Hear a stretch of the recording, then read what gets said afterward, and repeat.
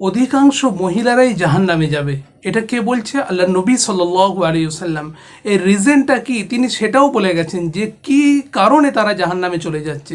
আল্লাহ নবী বললেন, ইয়া মাআশারান নিসা তাসাদ্দাকনা, হে মহিলা সম্প্রদায় তোমরা কি করো?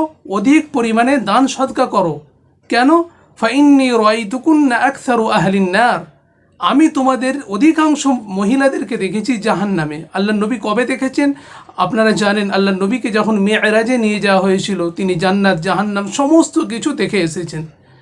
আল্লাহ নবী বললেন যে তোমরা অধিক পরিমাণে জাহান্নামে যাবে, সেই জন্য তোমরা কি সদকা করো। তার রিজনটা কি, কি কারণে আমরা যাব? একজন মহিলা জিজ্ঞাসা করলেন, আমাদের প্রবলেমটা কি, আমাদের সমস্যাটা কি?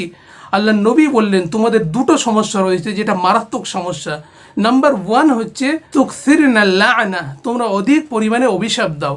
একটু রাগ হলো স্বামীকে, শাশুড়িকে, এমনকি নিজের ছোট্ট বাচ্চাকে পর্যন্ত অভিশাপ দিচ্ছে, তোমার এই হবে, তমুক হবে। বিভিন্ন ধরনের রাগ হলেই বাজে কথা মুখ থেকে বের করে অভিশাপ দিতে থাকে। নাম্বার 2, এটাই খুব ভেরি ইম্পর্টেন্ট, ওয়াতাকফুরুনা আল আশিরা, স্বামীর নাশুকরি করা। স্বামী সব সময় তাকে ভালোবেসেছে, কোনো একটা কাজে সে হয়তো বাধা দিয়েছে, তিনি বললেন যে তুমি আমাকে কোনো জায়গাতেই পারমিশন দাওনি, সব সময় দামি দামি বেনারসি শাড়ি কিনে দিয়েছেন, একটা টাইমে দেননি, সেই জন্য বলছে যে আমাকে জীবনে কোনো দিন একটা ভালো শাড়ি কিনে দিলে না। তার নামে প্রপার্টি করেছেন, রাগ করে তিনি কি করছেন? বাজে কথা আপনাকে শোনাচ্ছেন। তো এই সমস্ত কথা থেকে আমাদের মা বোনেদেরকে দূরে থাকতে হবে।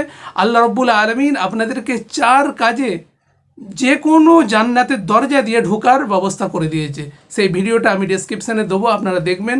4টি কাজ করলে বিনা হিসাবে জান্নাতের যে কোনো দরজা দিয়ে আপনারা আরামের সাথে প্রবেশ করবেন। সুবহানাল্লাহ।